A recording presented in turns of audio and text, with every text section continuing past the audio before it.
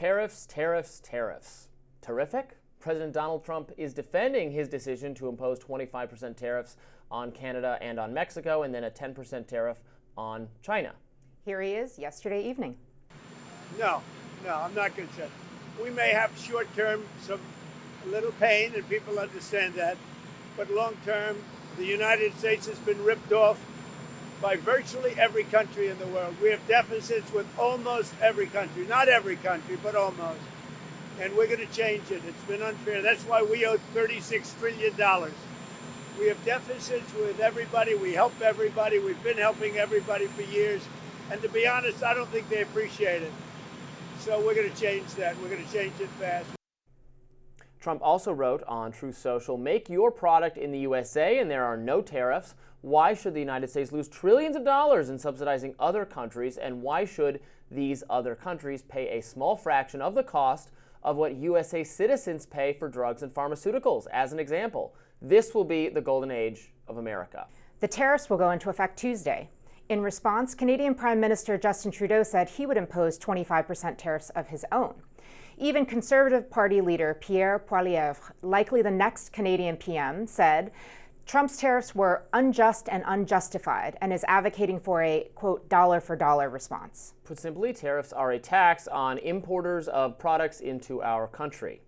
Now, there are multiple ways the cost can be bared. As the New York Times reports, importers could directly eat the cost and potentially lose profits, force the importer to lower the cost of the good, or pass it on to consumers. Mexican President Claudia Sheinbaum responded to Trump's move with a lengthy ex-post, writing in part, "Mexico does not want confrontation. We start from collaboration between neighboring countries. Mexico not only does not want fentanyl to reach the United States, but nowhere. To this end, I propose to President Trump that we establish a working group with our best public health and security teams." Republican Congressman Andy Biggs of Arizona wrote on X, "Fentanyl is the leading cause of death for Americans aged 18 to 45. President Trump's tariffs against the nation's engineering the fentanyl crisis show the rest of the world that playtime is over. Real leadership is back in the White House."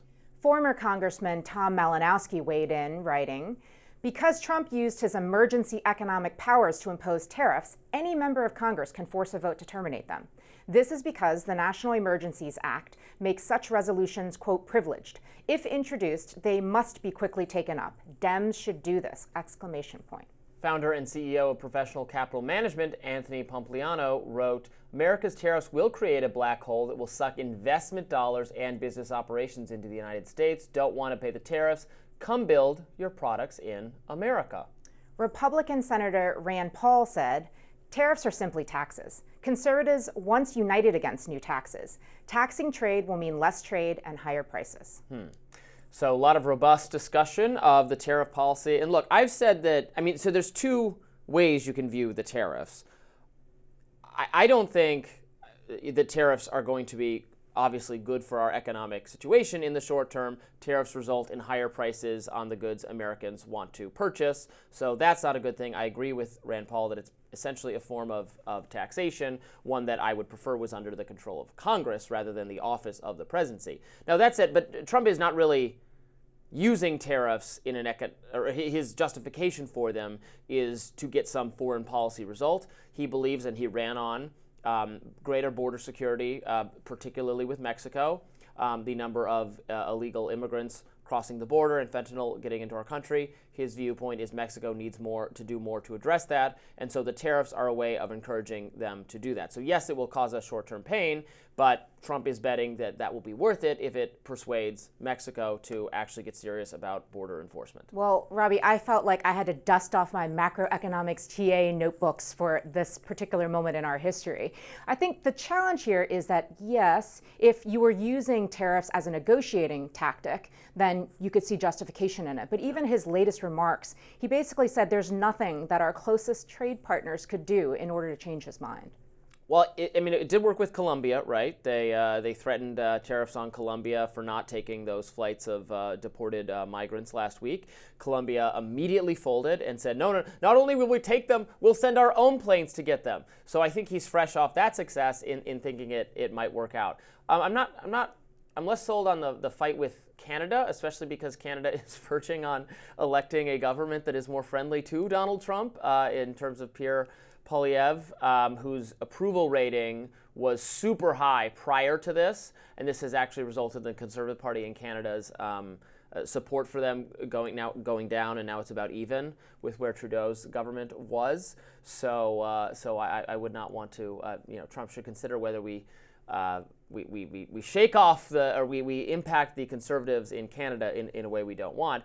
But look, I hear his point about, and we're going to talk about this more when we discuss the U.S. aid cancellation, but other countries free riding on the U.S., getting so much foreign aid, getting so much military support, our allies, everybody get everything they want from us, when the American people just clearly say, but we want dollars spent at home. We want Americans taken care of. I agree with Trump, and many on the left agree with Trump. The price of pharmaceuticals, for instance, here is astronomical. Now, I don't think starting trade wars with other countries is going to improve the prices of goods and services for Americans at home. On the pharmaceuticals front specifically, we could actually legalize importing pharmaceuticals from other countries, and then they wouldn't be able to charge. Everybody's mad that why does the pharmaceutical company charge so much money for Americans and the price of it is lower elsewhere? Well, if we could just buy it from the other countries, that would kill their incentive to do that. Well, unfortunately, the argument about fentanyl doesn't really ring true on Canada in any case, which apparently supplies less than 1% of what we're seeing on the streets here. So that, I think, is in line with some of these arguments, not quite lining up with this administration.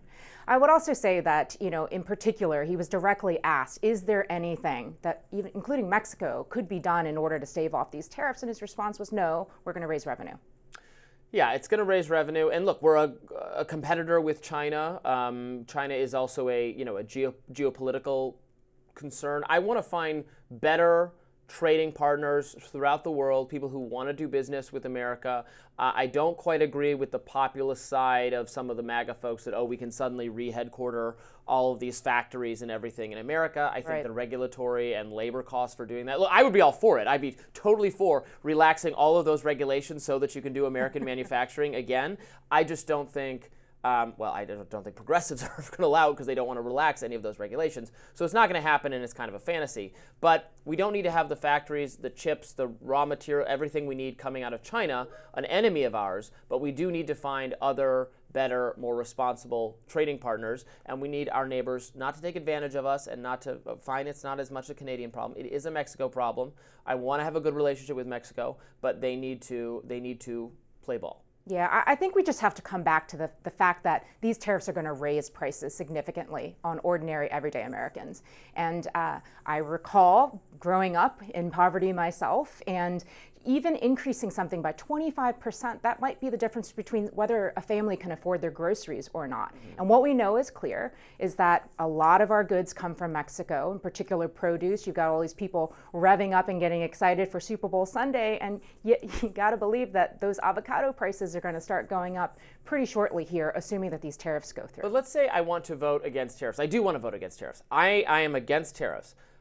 Joe Biden was totally in support of them. Joe Biden did tariffs as well. There's been tremendous continuity in tariffs. And in fact, I would argue Democrats totally downplayed that the prices are too high kind of argument. And then the second Trump takes over and just continues some of those tariff policies, now their hair is on fire about the high price of everything. Why weren't you against those policies when they were actually under your control? I mean, I would say the same thing about Republicans. Unfortunately, I guess no matter which government you put in charge a government that does not take seriously the fact that everything costs too much. That's a shame. But are Democrats really offering a counter policy for it, given that they did the same thing? I don't think it's the same thing, respectfully, Robby. I do think that people on both sides, I think people on both sides of the aisle consider tariffs to be a potentially useful tool. Again, back to your point about if they are part of a negotiating tactic overall in our conversations with other nations, and also, for example, if it's an emerging sector where something like solar panels, where it might be useful to have tariffs to get them off of their feet. 25%